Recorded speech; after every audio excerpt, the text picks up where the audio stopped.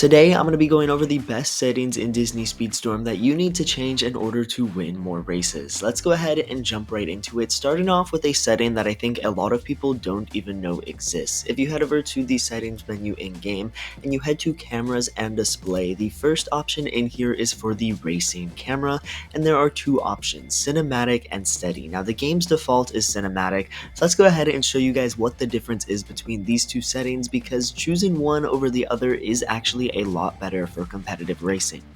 Alright, so here we are in a standard race, and as you can see, Disney Speedstorm looks the same that it always does. Specifically, what I want you guys to pay attention to is how the game interacts whenever I boost or use a speed pad or anything like that. As you can see, my FOV is constantly changing. In order to give the illusion that I'm going faster, the game zooms in and zooms out of my car in order to give a little bit more focus on when I'm going faster. It's specifically very prevalent when I do an aerial stunt right there. And then let's go ahead and head into a race with the racing camera set to steady rather than cinematic. Now here I am in another race, and this time my racing camera is set to steady rather than cinematic, and as you can see, anytime I really get a speed boost, my FOV doesn't change, which basically means that no matter how fast I'm going, the game camera stays focused on my car. It's not zooming in or out to give the illusion that I'm going faster.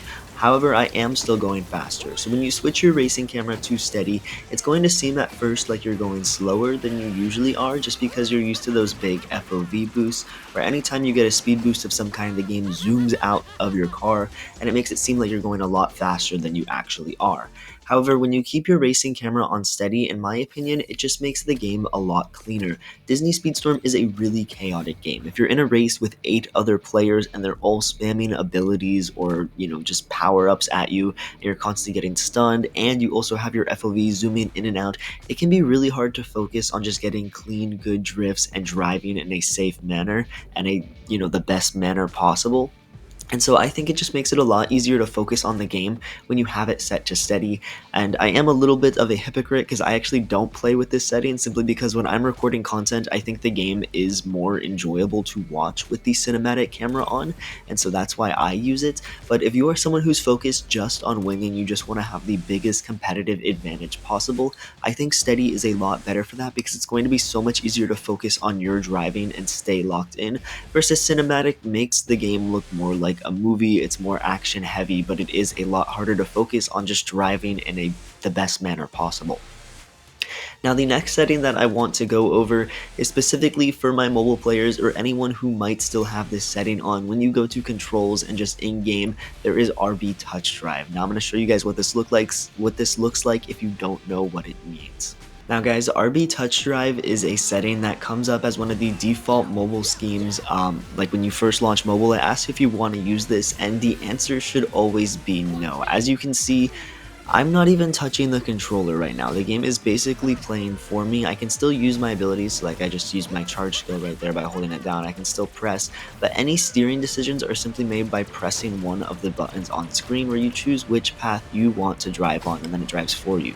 Drifting isn't really possible because it corrects your steering so much, so like I can still boost and I can hold down the drift button right here, but as you can see, because my steering changes, it's very hard to actually complete a drift or drift in the direction that you want.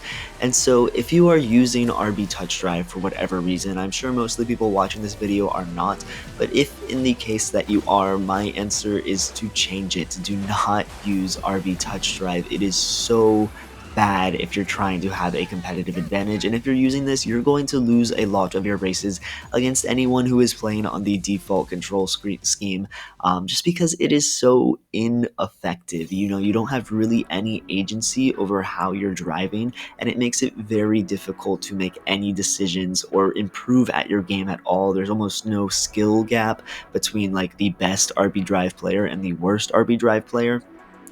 You really have no choices. You're just choosing the fastest routes, and that's it. You use your abilities. You can't really drift effectively. You can choose when to boost, but overall there's not a lot of decision making involved. However, I will say RB Drive is useful if you're just trying to farm AFK points, like maybe you're really bored, or you're doing like you're multitasking, playing Disney Speedstorm and like watching a movie or doing something else. Then that's when you should be using RB Drive, because it is very good for just playing against AI and farming points that way, or if you have a really low ranked character, then it is good. But if you want to actually be competitive in Disney Speedstorm, turn touch drive off. Make sure that you are on one of the regular control schemes. And now I actually do want to talk about these control schemes because there are a lot of different options. Specifically for console, what I'm on and what I'm sure most of my viewers are playing on.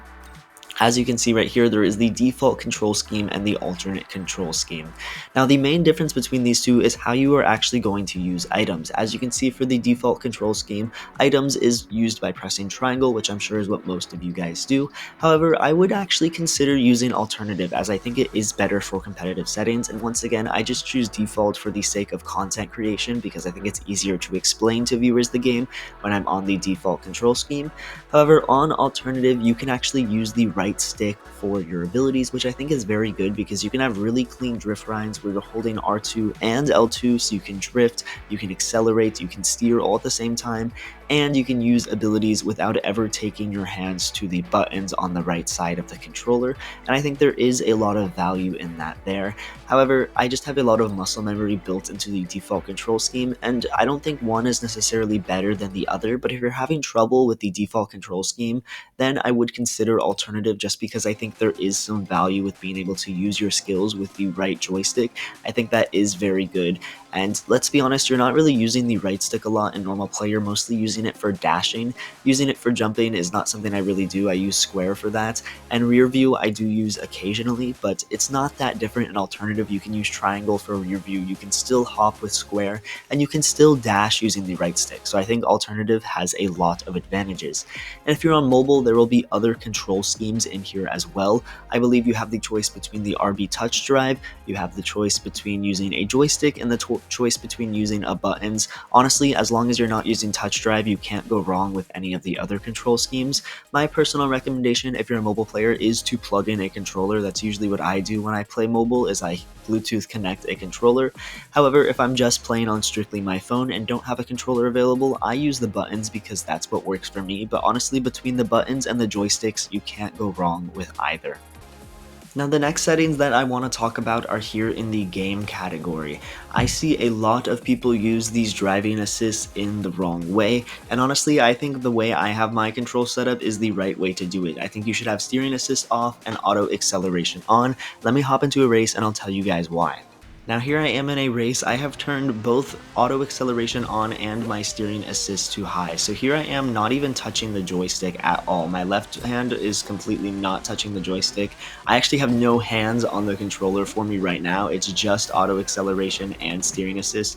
So you can see having your steering assist on high actually does do a lot. It steers you pretty heavily in the direction that it wants you to go, and you don't need to do a lot. However, you do still have agency over your driving a little bit, but in my opinion, I think that auto steering is just not good. Steering assist is not an effective thing in driving games, just because when you get good enough at the game, it's going to be really hard to control yourself at all. And that's why I'm going to go ahead and turn it all the way down right now. I also have the alternate control scheme on by accident. We're going to go ahead and switch back to my default. But I'm going to go ahead and turn steering assist off.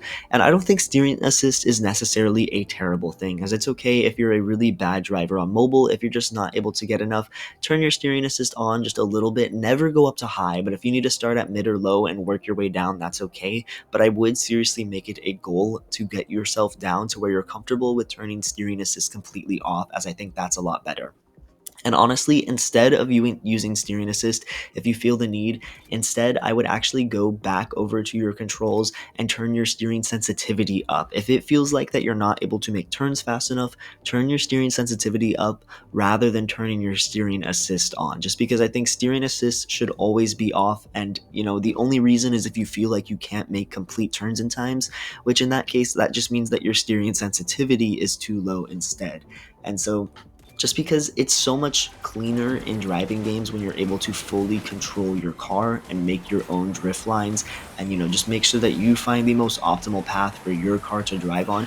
It's so much cleaner because sometimes when it steers for you, it can mess up your drifts, or if you have a plan of a shortcut to take, it can really mess up with that and kind of change the course that you're going on, which you never want. You always want full control over your car in the best way possible. And I am, again, a little bit of a hypocrite as I say this, as I think you should have auto acceleration on.